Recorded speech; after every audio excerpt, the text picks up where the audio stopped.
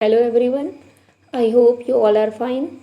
In previous video we had completed first part of this chapter. In that video we got the knowledge about reasons for separating mixtures into their components. What are the principles on the basis of which we can decide the method of separation? About threshing, winnowing, hand picking, sieving and magnetic separation. Now in today's video we will complete rest of the topics that are method to separate insoluble solids from liquid by the process of sedimentation, decantation and filtration. How to separate soluble solids from liquid by using evaporation and condensation. And at last we will learn about the method to separate mixture using more than one method. Alright. So let's start with separation of insoluble solid from liquids. Okay. Before we go further, we should know the meaning of the terms sediment, sedimentation and decantation. Suppose we have a liquid which contains some solid particles suspended in it. Now, if this liquid is allowed to stand undisturbed for some time, then the heavier particles of the solid will sink to the bottom. The solid matter which settle down at the bottom of the liquid is called sediment. In diagram it is shown by insoluble impurities.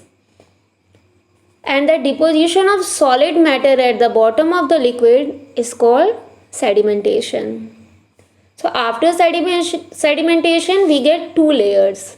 The upper layer is of clear liquid and the lower layer is of sediment. Sediment means of solid matter. We can now pour out the clear liquid into another beaker and separate it from the sediment. Now the pouring out of the liquid from the vessel without disturbing the sediment is called decantation. Okay, so after knowing these things, it will now be easier for us to understand the separation of mixture by the method of decantation. Okay. Now there are some mixtures which contain insoluble solid particles suspended in the liquid. The solid particles which are insoluble in liquid can be separated by decantation. For example, a mixture of sand and water contains sand particles suspended in water. So the sand can be separated from sand-water mixture by the method of decantation. And how this done? The sand and water mixture is taken in a beaker. It contains sand particles scattered throughout water. See here? Like this. That water containing the sand particles is scattered throughout the mixture.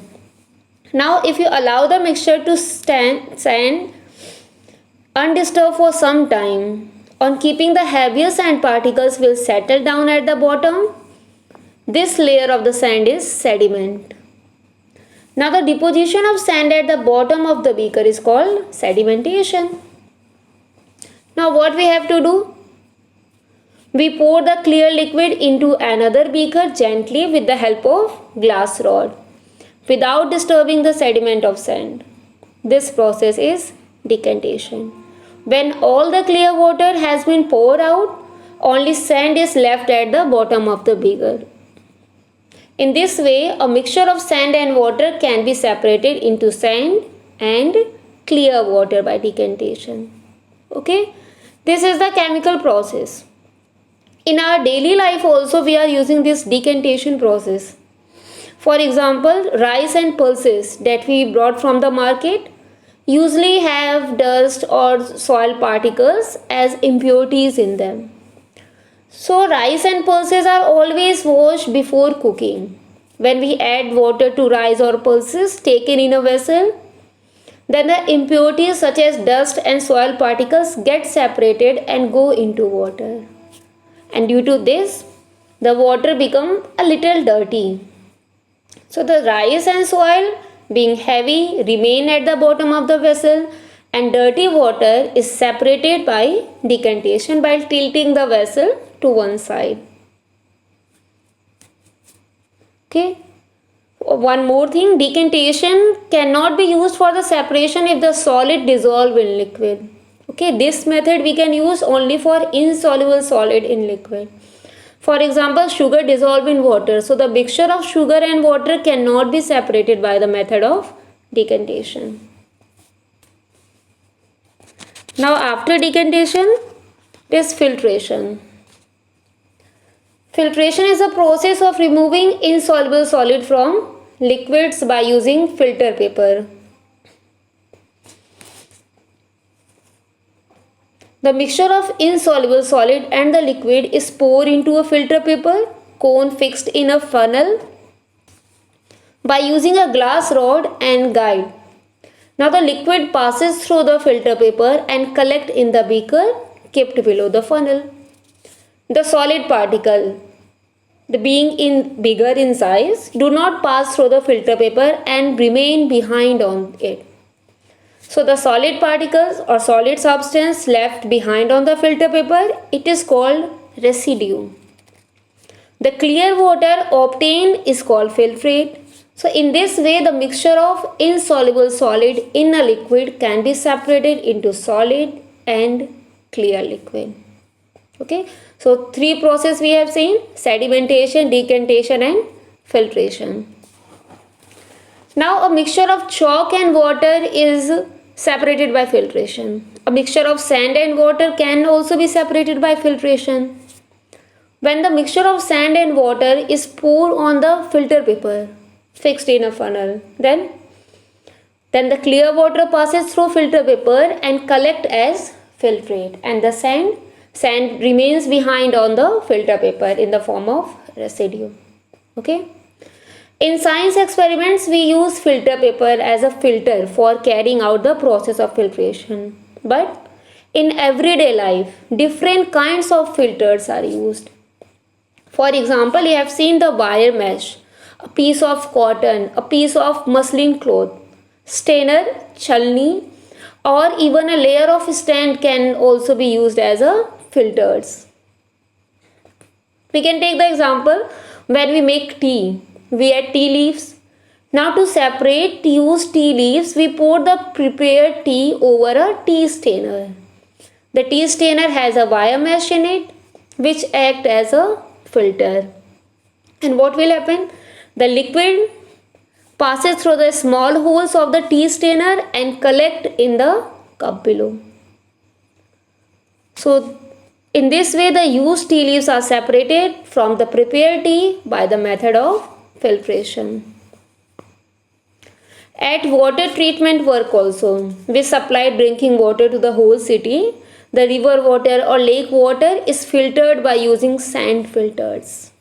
Okay. Mixture of two liquids cannot be separated by filtration. Same process for decantation, we cannot separate the soluble substance. Like for two liquid, we cannot use filtration because both liquid can pass through the filter paper. Okay. Now we will see the method of separation of soluble solids from liquid. The sedimentation, decantation, filtration we used for insoluble solid. Now how to separate soluble solids from liquid? Two methods are there: evaporation and condensation. First, evaporation. The changing of liquid into vapor is called evaporation. And evaporation is used to obtain the solid substance that has dissolved in water. The dissolved substance is left as a solid residue when all the water has evaporated. Okay. So if we have a mixture of common salt and water, then we cannot separate common salt from water by filtration because salt is soluble in water. Common salt is completely dissolved in water and not insoluble in it. We can recover common salt from seawater by the process of evaporation. Now, how a common salt dissolved in water can be separated by the process of evaporation? See the diagram. The solution of common salt and water is taken in a porcelain dish and heated gently. in a burner. Now the water present in salt solution will form water vapor and escape into atmosphere. When all the water vapor present in the solution of common salt and water get evaporated, then common salt is left behind in the porcelain dish as a white solid.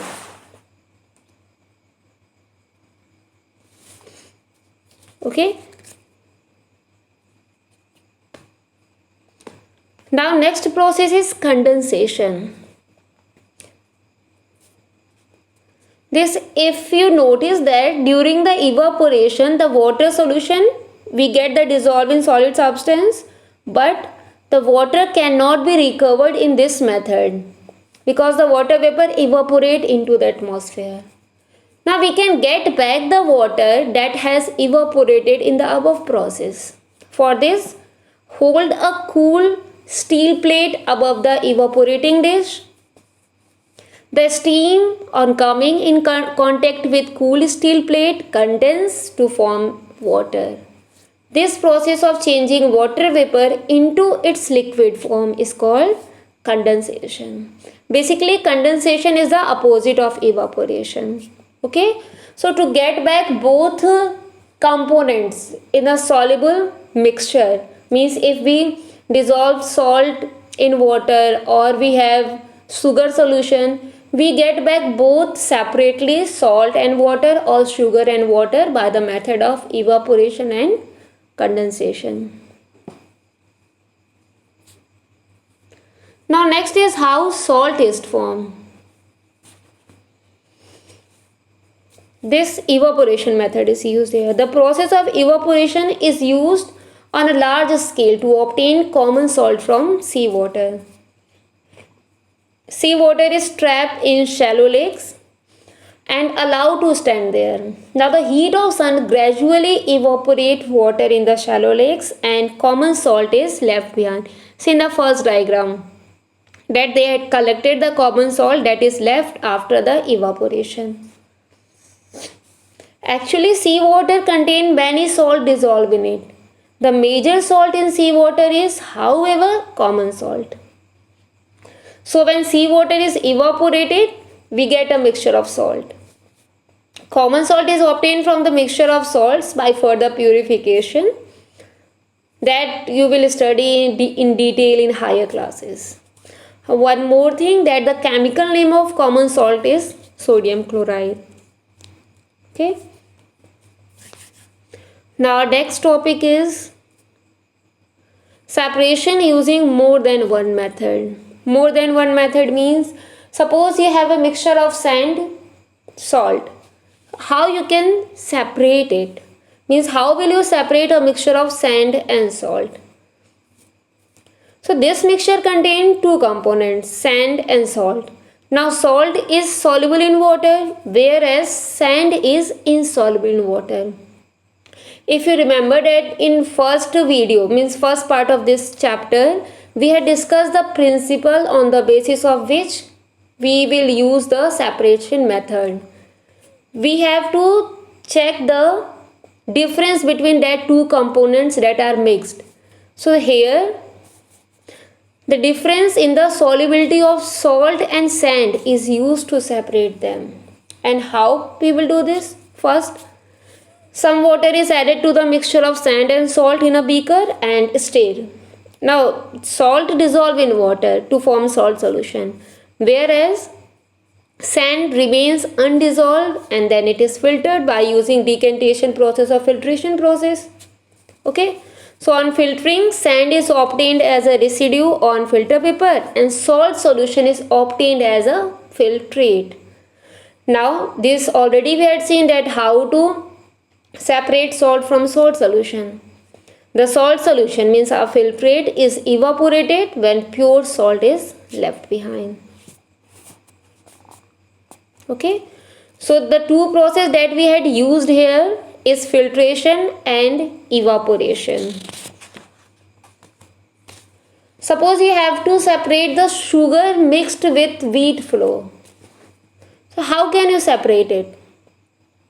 Is there any difference between sugar and wheat flour that we have to take as a basic principle for using the separation? Sugar is soluble in water, whereas wheat flour is insoluble in water. So the difference in the solubility of sugar and wheat flour can be used to separate. By same method we will use for separation, that is for wheat flour we use filtration process, and to get back the sugar we use evaporation process.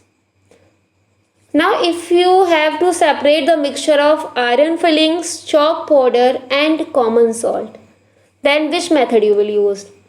Suppose you have to separate the mixture of iron fillings, chalk powder and common salt. Then what are the methods that we use to separate these three?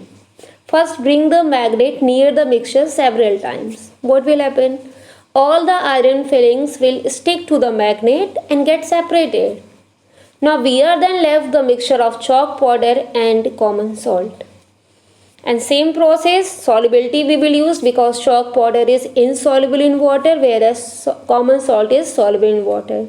So we can filter the chalk powder by the method of filtration and salt by the process of evaporation. So here we had used the three methods of separation: magnetic separation, filtration and evaporation. Okay, so I think is it clear for all of you for this chapter, that contents are given for the separation of solid from solid, insoluble solids from liquid and soluble solids from liquid. Okay, now that's all for today. Thank you.